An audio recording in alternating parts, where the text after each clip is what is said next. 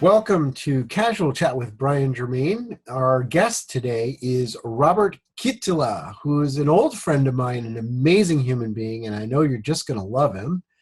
He has recently created a brand new system for powered paragliding. Now, he's been teaching this stuff for a long, long time, but to make the leap from user to manufacturer is brave and scary and admirable, in my opinion. And his new unit is astounding. It really is groundbreaking.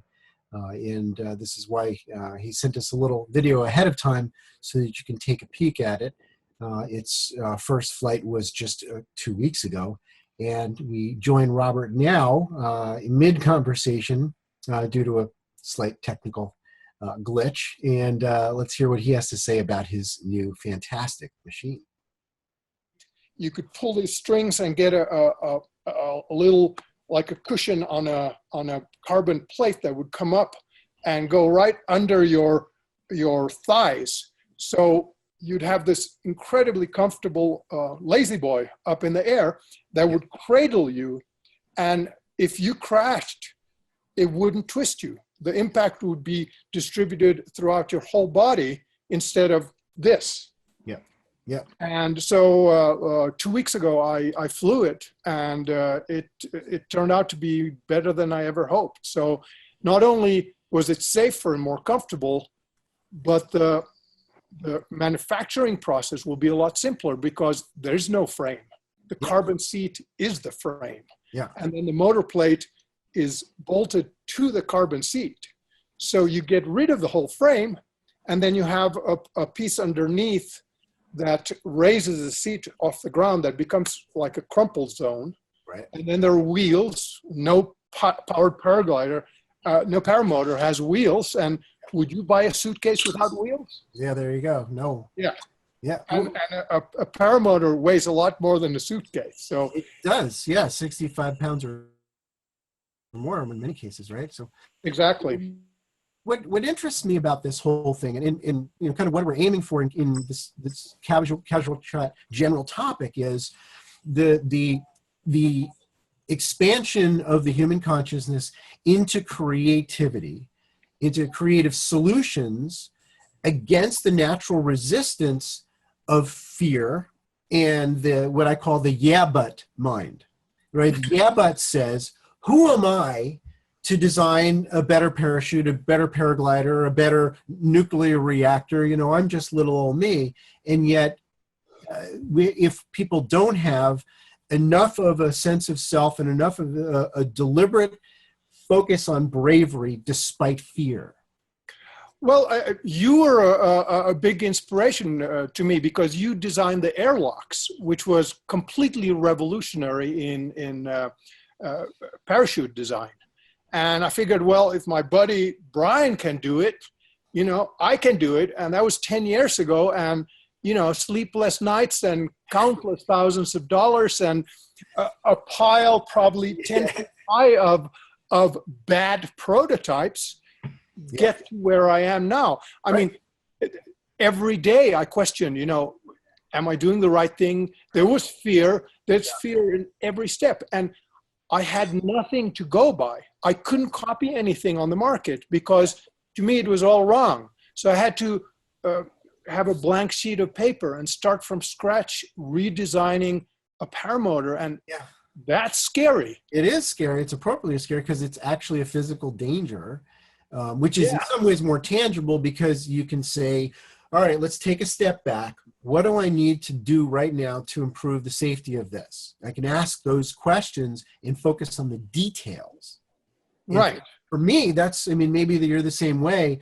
If I'm going to fly off of a mountain or jump out of a plane or anything like that, if I can get this laser beam focus on the details of the situation and use my logical mind and methodically go down that list. Absolutely. And at first, it was scary, but the more work you put in, it becomes a spiritual thing. It becomes a very Zen thing, the whole design process, because at first you go, oh, I'm going to try this, and that failed. And then you go, oh my God, I'm going to try this. And by the sixth try, you're like, oh my God, what's this Zen thing? I'm failing and failing and failing. And then you step back and you realize each failure is a learning step. Yeah. You learned a shitload from those failures. Yeah, exactly. And those little steps that you failed in, later on, you can use those failures in other aspects of the design. Yeah. And it's after a while, you just go in, you go, and the design happens by itself. Well, yeah, I think that's huge. What you hit on there is the idea that it doesn't have to be my ego that's being injured by the failure. This is not about me. This is about ideas expanding. Exactly. And I have to take the risks. And when I fail, I just say, good, I just learned where the path is not. Exactly, yeah. I learned 20 ways not to design a paramotor. Right, exactly. So far. Exactly, but the hard thing is, now that I've got to this point, now I have to fine tune it to make it look completely obvious. Yeah. Yeah. And that's the hard part, Right. It should look like people who have seen my design, they go, well, duh, of course it's supposed to look like that. Well, the paramotor that you modified that I ended up flying in Longmont had those little, it was like rollerblade wheels or something on the back of it. It was like, well, duh, why do I need to carry the thing when I can just roll it? These are easy things to take a look at and go, well, of course that's the right way. But it takes a brave, sort of forward-thinking mind that everybody's capable of being to say, let's throw away assumptions. Let's not assume that everything is the way it should be, that it is the way that it could be in terms of its best form. It could be better. Absolutely, and that takes a leap of faith, and I'm starting to grow a second layer of skin, because I'm going to do a video and introduce this whole thing, but then show all the steps that led to this design. Yep. And I'm going to face resistance like never before. Everybody, all the naysayers are going to jump on me with both feet, and I'm going to have to defend myself. Yep. And I'm ready for it, because I think what I've designed is the future of the sport. Of course, yeah. I mean, if your pure idea is let's protect the pilot, that is your fundamental motivation, is let's make this sport, paragliding is actually safer than many of the extreme sports out there. But if you take a collapse down low, or you have a stall and spin in or something, you want to know that throwing a reserve is not your only hope. Right. Even if you throw a reserve inside of some of these fairly lightweight cages, you're gonna get hurt. Yeah, because you're not cocooned, and that's what the seat does. Is it cocoons you, and flying that thing, you feel like Superman up there, because you go, shit, nothing can harm me. You have this exoskeleton that's protecting you, and it gives you maybe too much confidence. Yeah. Well, I mean, I can deal with that, right? Just like when people say, oh, I got my airlock canopy and it feels so good, I flew it into a thunderhead because I felt so confident. And I go, no, that's not what I made it for. I was trying to reduce your danger level in normal circumstances, not give you authority to put yourself in greater danger. But Exactly. We can deal with those risks, what's occurring to me right now is an idea that repeats for me, is that when I'm going into uncomfortable places, these novel places of creation, where uncertainty is stirring my fear and my question marks, should I move forward or not? If I have sort of pulling me forward this path of service that I'm actually trying to help, I'm actually trying to make the world a better place, that it's bigger than me, I get braver. Absolutely. And I noticed in the design process, as soon as your ego goes in and you go, oh, this is going to show those guys failure right there. You have to, exactly what you say, this is to make the sport better. Yeah. And if this can help people stay safer and save backs from breaking, even if I save one back, Yep. the 10 years of gray hair and sleepless nights will be worth it. Of course it will be. Yeah.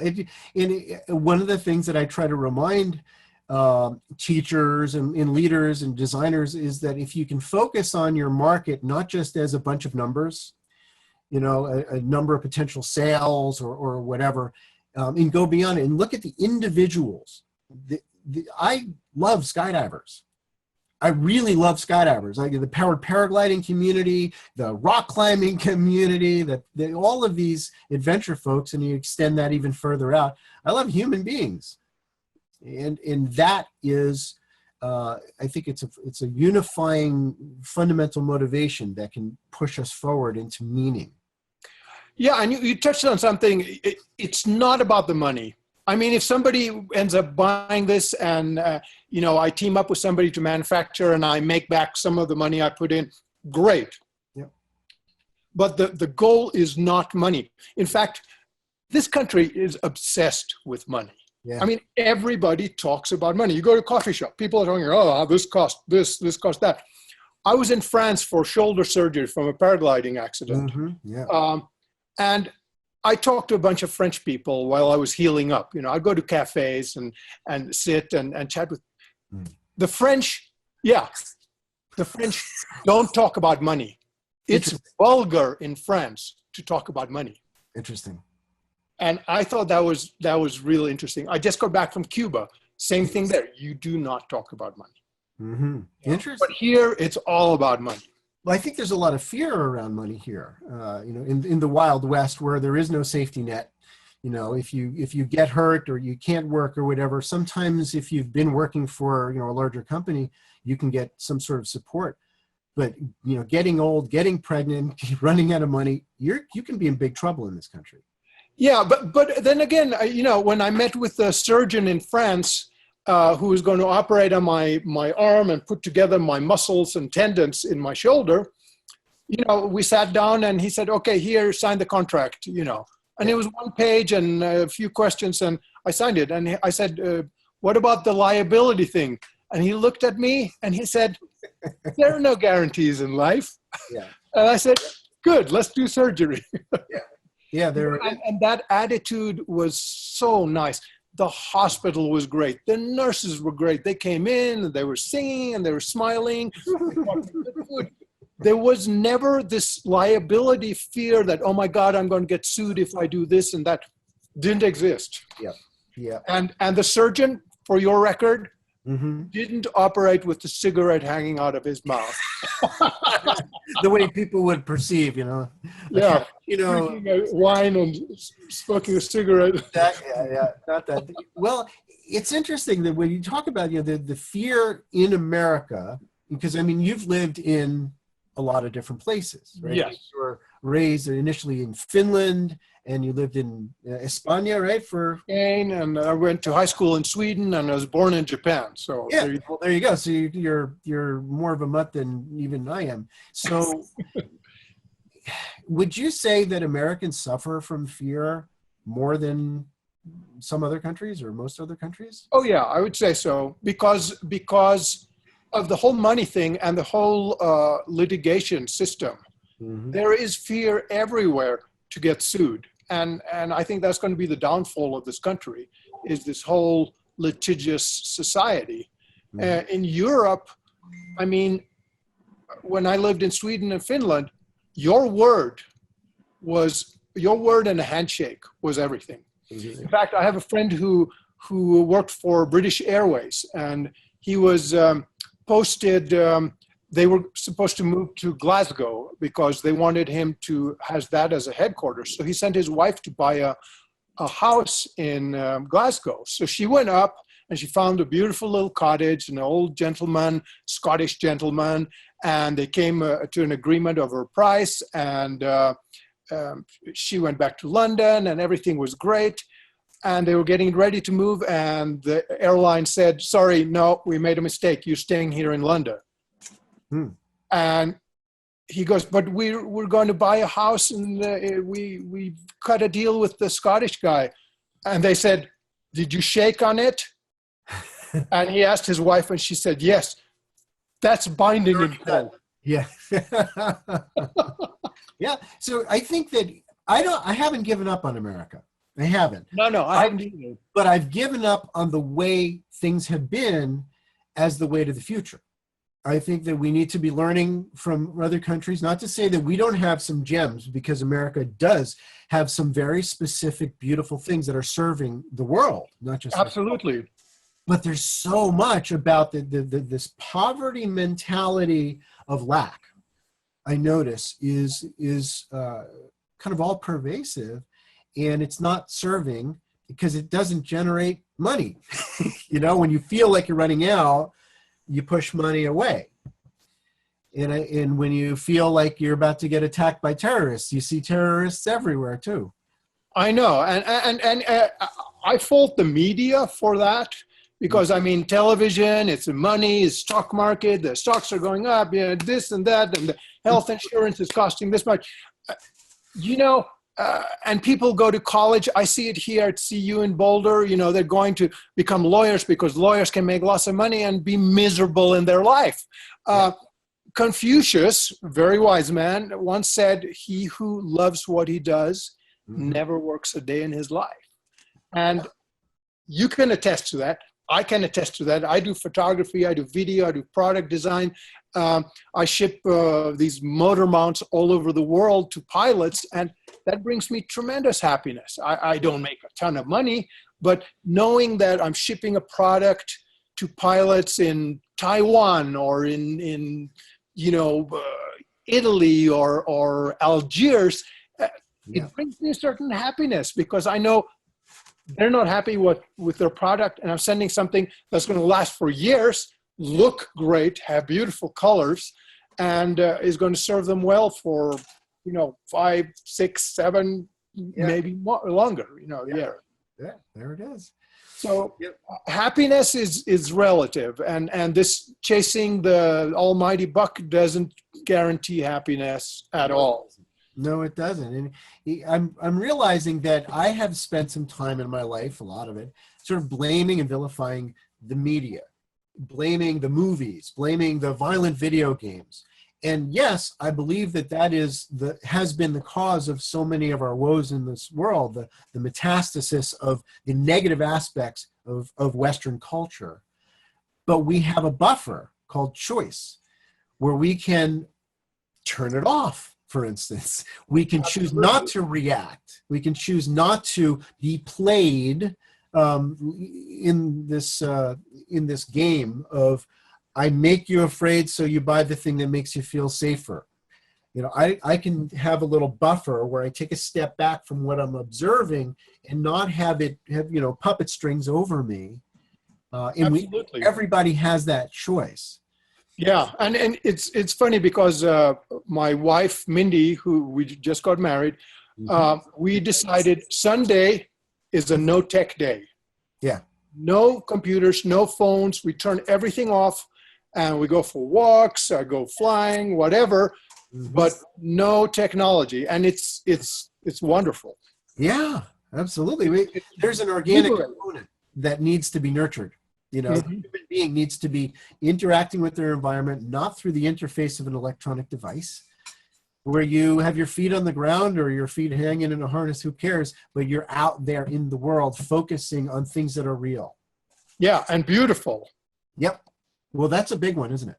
Yeah. I mean, as a photographer, as a filmmaker, I mean, your eye for beauty is maybe more evolved than some. Well, I think if you obsess on it for, 30, 40 years, you kind of expand your vision and you start seeing things a little differently. Yep. And you certainly see through the media and advertising and, pill sales on television and all that stuff. I mean, you just step back and go, this is complete bogus, Yeah. And it is. It's the mighty dollar again, just sell something to people, promise them whatever with a million side effects, as long as we can make our money. Well, none of that works if and this is my firm belief, if people decide that their own happiness is based on their own choices, their own thoughts, what they give their attention to, and that creates this internal locus of control where you decide, I don't need anything outside myself. Even if I'm choosing to do something that maybe makes me feel better, like jump out of an airplane, I do feel great when I do it, but am I not capable of jumping out of an airplane in a bad mood and have a less great skydive? Sure, I'm capable of that. So it's still my choice to be happy, to look for beauty, to see the world in that way. But jumping out of a plane is a great thing, because what we strive for, and like Buddhists strive for, and people in a meditative state strive for, is being in the moment. Yeah. And when you jump out of a plane, that minute you're free falling, or 40 seconds if you're head down, you are completely in the moment. And that's a spiritual thing. It's this thing, right? You leave the airplane and you're absolutely focused. That's right. And not just on the one thing, but the surround simultaneously, right? The inside and the outside is all hyper aware. Right. And that's the goal of meditation too, is to be totally aware and in the moment, right? You do a lot of meditation. Yeah. I live in Boulder. It's it's required, there's like some sort of a law probably. Yeah. It is. Well, I think that it's all meditation if you're absolutely focused in a deliberate way towards clearing yourself and being in this present moment with a deeper awareness than where your mind would naturally go with the scatterbrain Western, multi-focus mind. And I find that also when I'm doing really exciting photography, whether it's on location or in the studio, I'll turn on some music and I'll just go in there, and time will just fly by, and all of a sudden I have this great picture and I can't remember how I got it, but there it is. Yeah. It kind of took itself. Yes. Even though I'm arranging the light and the props and composition and all that, you time and space takes on a totally different meaning, and all of a sudden it's like, oh shit, I didn't eat lunch. It's dinner time. It's dark outside. Oh my God, what happened? And you find that editing videos too. It's get in the flow, and time and space takes on a whole different meaning, and it's wonderful. It's like a drug. It energizes you and gives you a high. Yeah, it's like passion leading us, where the goal is to pursue beautiful things, like, the tricks of light, that's beautiful things. When I'm out in nature, pursuing that beauty. When I'm trying to create a video, where of course I give, full props to you for teaching me how to make movies, really, with our first collaboration of Vertical Journey. Making a great cut. Yeah. That is seamless, and it is bigger than both cuts individually. The meaning just is stronger, and then you put some music on it and it just like takes on a whole life of its own. Yeah. That's a huge high. You just massage it and play with it and do it again and again and clear your mind again. What is it that I'm intending to do? Right? Exactly. Feeling that I'm aiming for, not what it is, what do I want it to be? Exactly. And that's bigger than just putting the clips on a timeline. It's the big picture. Yeah. And that's very rewarding, I find, too. It is.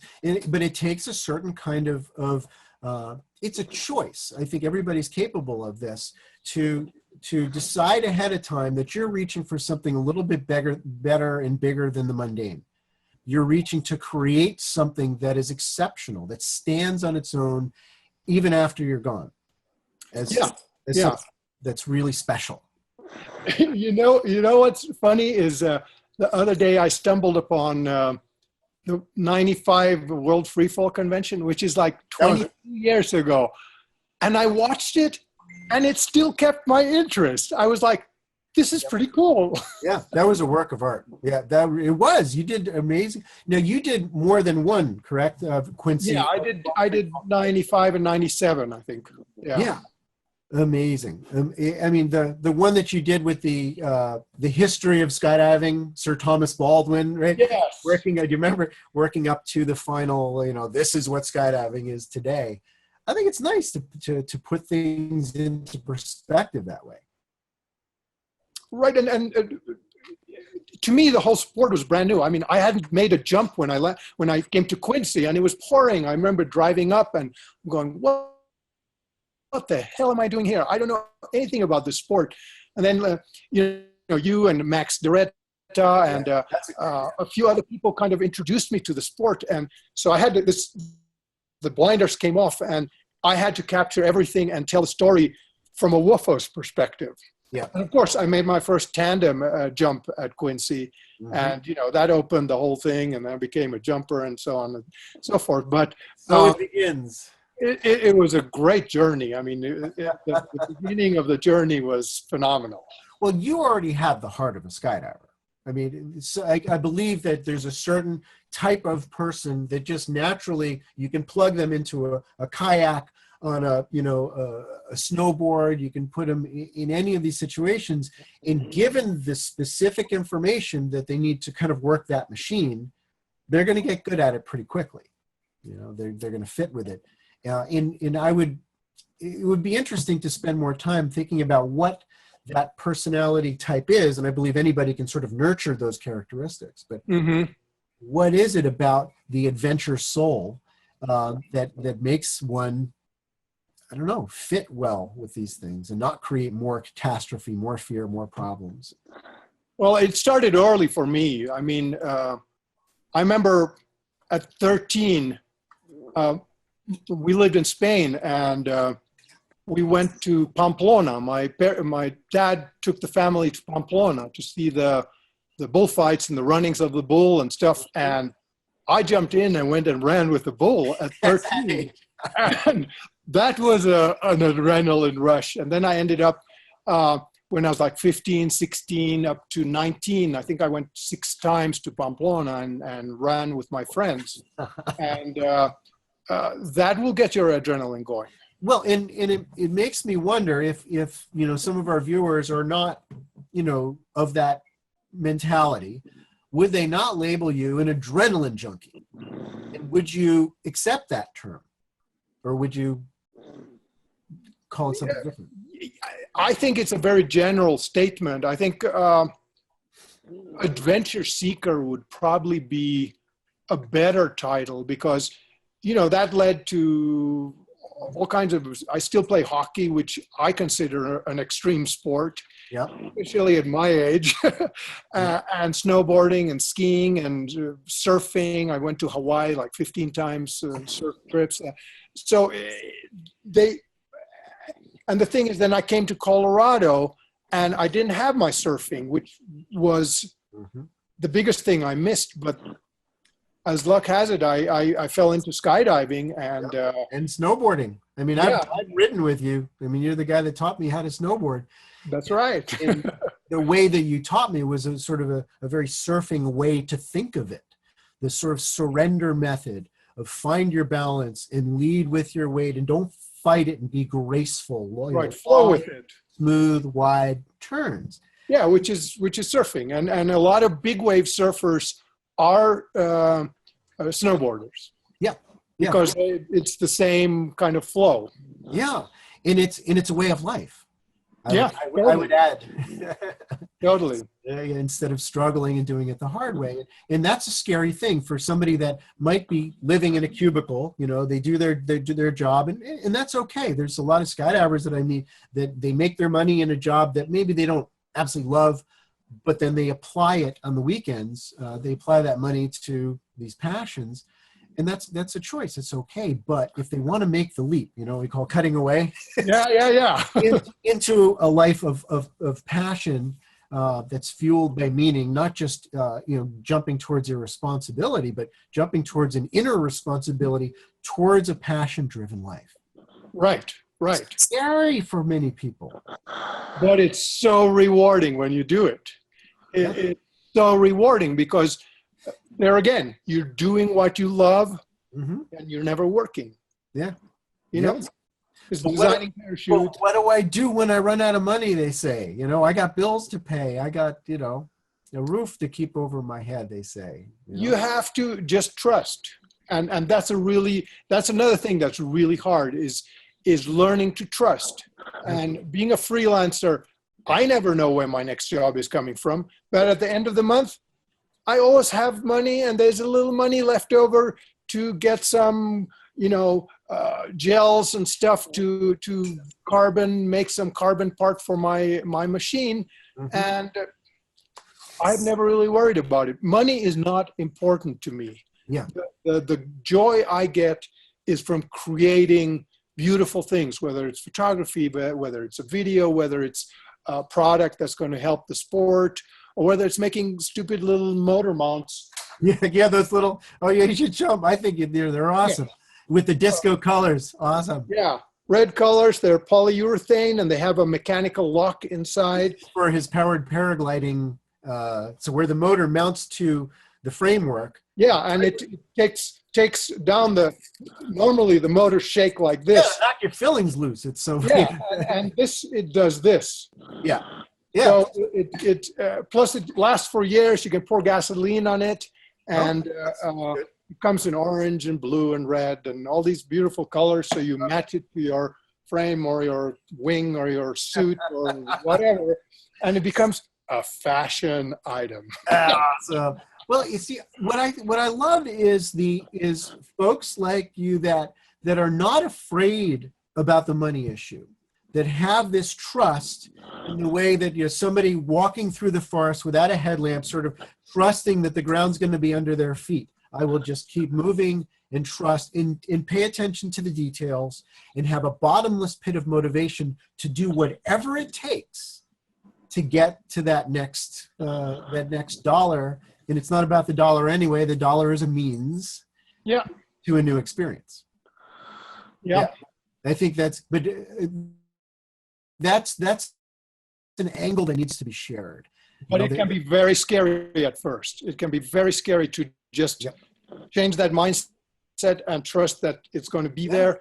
And you do the best you can, no matter what job it is. Mm-hmm. And the money will be there. And, and then you have to do what you have to do so you can do what you want to do. Right? Yeah, absolutely. And of course, when it's a passion-driven life, everything you're doing is somewhere within that spectrum of what I want to do. It's just some things are maybe not quite as much fun. I mean, I love to sew, unless I have to sew 40 hours a week, and then I kind of want to skydive. Yeah. So I'm sewing parachutes, and so the whole thing has meaning. Exactly. The whole thing is this path of service, and I'm creating something that flies. I made your parachute. And then Samurai number 2. Yeah, Samurai number 2, and I've remade it, since I changed the. You still have to put that patch on that says number 2. Oh, yeah, okay. Well, I have it here somewhere, don't I? I know. yeah. I'm gonna send that back. So, but yeah, I think that's the message I hope to get through here is the fear of going forward into a life that is a little bit uncertain, but it's a lot meaningful. But it's also exciting because you don't know what's around the next corner. Yeah. And you have to embrace, just like you embrace the failures, you have to embrace the excitement of what's around the next corner. Yeah. And it can be something absolutely wonderful. And the more you trust it, the more wonderful it's going to be. I think you hit something really big right there, which is that you can take a high adrenaline situation, a high risk situation, might be physical risk or otherwise, doesn't matter. And I can receive that as, oh, this is scary. Or I can say, wow, this is exciting. Yeah. Big difference. Because one of them makes me sort of paralyzed and uncreative. The other method is reaching forward with my energy into the ways in which I can make this better, where I can have guidance in terms of my choices, and I'm in the mood where I can hear my wisdom. Right, and isn't our purpose here on Earth to learn and experience new things? To me, that's it, and every day is like, I wake up and I go, oh my God, what am I going to learn today? I can't wait to get to my studio and try putting this fuel thing on the paramotor and making it beautiful and lightweight and nice colors and see if it's going to work. Yeah. You know, it's exciting. And every day, probably the most exciting is when you take a, you know, here's a mold for a fuel bladder I made, you know, and you set it up with carbon and resin, and you do it the night before, and then you clamp it all together, and then you leave it, and then you go home and you have dinner and watch, you know, a hockey game on TV, and go to sleep. And then next morning it's like breakfast. Oh my God, I got to go undo that mold and see how it looks. One of the most exciting things there is working with carbon, and creating parts. Yeah, for sure. Well, the act of creation it's a holy act. It is, right? It is a spiritual thing. Nothing, and it gets drawn out of us through a need. Yeah, and I think that's big because people often, mostly it seems, receive need as that's a problem, and they end up getting stuck on the problem, complaining about the problem. All they talk about is the problem. Like, well, how about we talk about the solution? How about we talk about the alternative to what sucks? Right. Over here called what rocks, you know, and it doesn't exist yet. And it's not going to exist until we start talking about it and letting ourselves get passionate about it and change our emotions from this trapped place of, yeah, I did take a collapse and fall out of the sky and bust myself, but what can I do to not only make that not happen, but to fly where I feel more fearless and more joyful as a result of this creation. Right. And that's where the airlocks came in. Well, it's one of the things, but I mean, your new frame. Yeah, I mean, there's so many new possibilities. I mean, I've seen some, I saw an acro set that they did in Voss, Norway, where they did debag deployment of acro paragliders, did these wild sets.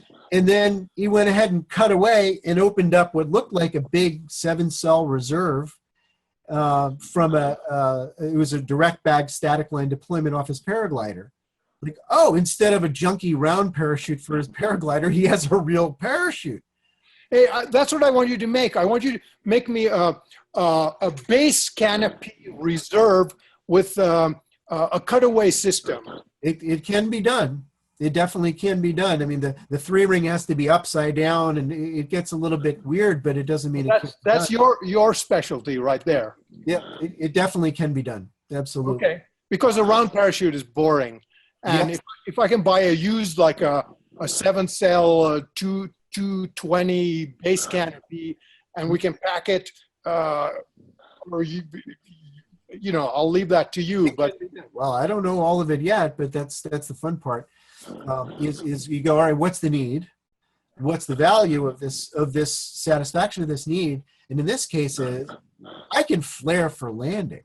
I can steer this thing and avoid obstacles and right, because the scariest thing is when you pull around is like you're going straight down. You can't steer that thing, and you know what if you get speared by a tree or something? It's a valid fear, right? And so you can get stuck in that fear. Or you can, I mean, from right now, it's like, okay, well, I don't have a complicated system like that where I get to cut away and open a big square. So I can reduce my risks by learning how to fly well, by flying good products, by having a reserve that does work, but I'm not going to spend too much time dwelling on that. I'm going to pick my day. I'm going to have, good, pitch control, active pitch dampening, and be as smart as I can. But I mean, how do you deal? That's an important question we come back to on this show a lot is, how do you deal with the uncontrollable risk? Where you've done everything you could think of. And now I have to take off without fear. I got to leave the fear on the ground. Otherwise, I'm going to create the danger from my cognition and my vibe. How do you launch without fear anyway, knowing that there's still some danger? No, fear is good because fear creates respect for the air, for gravity, for the ground. And I think it's important in these aerial sports to have that respect. Yeah. Or you're going to do stupid stuff and end up dead. Yeah. And you got to manage that fear. Yeah. And I think the more prepared and the more experience you have, the better you can manage that fear. Sure. Yeah. I still think we have to make a choice and not pay attention to the mental loop of the movie of the crash, the possible crash. It's not really happening. So what am I really afraid of? I'm afraid of a possibility. And yet if I dwell on the possibility, I increase it, increase the likelihood of it. Absolutely, because you mentally make it real, and then it manifests itself in reality. Somehow it does. Somehow it seems to do that. And so what comes to my mind when we talk about this is, yes, fear in a flash of awareness can be very beneficial for us. To me, it's the dwelling on it. 2 seconds of fear, okay. 20 seconds of fear, now it becomes a problem. 5 minutes of fear, walk away. You're about to walk into a trap that you've set. Oh, there goes the gravity. Look out for it. Yeah, metal pieces flying. Well, they say gravity is not just a good idea; it's the law. On this planet. On this planet, anyway. Yeah, it's true. Eh? Okay. I would love to have you back on here. I'll come back. Well, I mean, you're one of the most interesting people I've met. I'm trying to invite folks that I feel your perspective is a positive one. Well, good. You know who you should talk to is my new stepson, Zach. Yeah. He's a downhill skater, pro downhill skater. And he's making trucks, right? Really cool. He's making trucks. He's the biggest manufacturer of bushings in the world, skateboard bushings. He makes wheels now, trucks, grip tape, and he has an incredible Instagram account with more followers than any longboard company. And he's brilliant. He started making bushings in his mom's kitchen when he was 16 and has a success story like no other. Never went to college. Yeah. And is traveling the world racing downhill. I love it. Yeah, these fearless entrepreneurs taking on the new model, of our new economy, where through the computer and through these lots of, you can build a website and all these other things. You don't have to work for a big company. Some people will choose to, some people need to, but it's not absolutely the only path. And it is scary at first, but man, is it rewarding. Oh yeah, and once you've tasted that freedom, you can never go back to working for anyone else. Yeah. Well, let me talk to Zach. He'd be a great addition for this show. Absolutely. And if any of our listeners have ideas for guests that are, like Robert and like Omar Al-Hajlan, inspiring people who are positive, positive thinkers, that are visionaries, open-minded, cross-cultural communicators that can share an angle on the world that is very much needed in this time that is very dark for some. It's not dark for all, but it's one of the scariest times in history for lots of people. Yeah, I've never seen this country as divided as it is now, and scared, and rightfully so. I mean, it's a scary time. It is, but the fact that it is scary and potentially dangerous doesn't mean we have to get scared. It means we got to get down to work. We got to get down to business and the details and take on our own fear and then take on the problem after that. Yeah, absolutely. Absolutely. I haven't given up on any of us. Oh, no, I haven't either. To me, it's like Frank Zappa said. He put it nicely in the 60s. He said, politics is the entertainment arm of the military industrial complex. Yeah. That's great. And if you look at it from that perspective, it's much easier to stomach it. I love it. Yep. And to add on top of that one, yes, and like Wavy Gravy said, if you don't have a sense of humor, it just isn't funny. That's great. Thank you, Robert. Thank you so much, all of you, for joining. We'll be doing it again next Wednesday, so join us again for Casual Chat. I'm Brian Germain. Thank you all. Thank you for having me.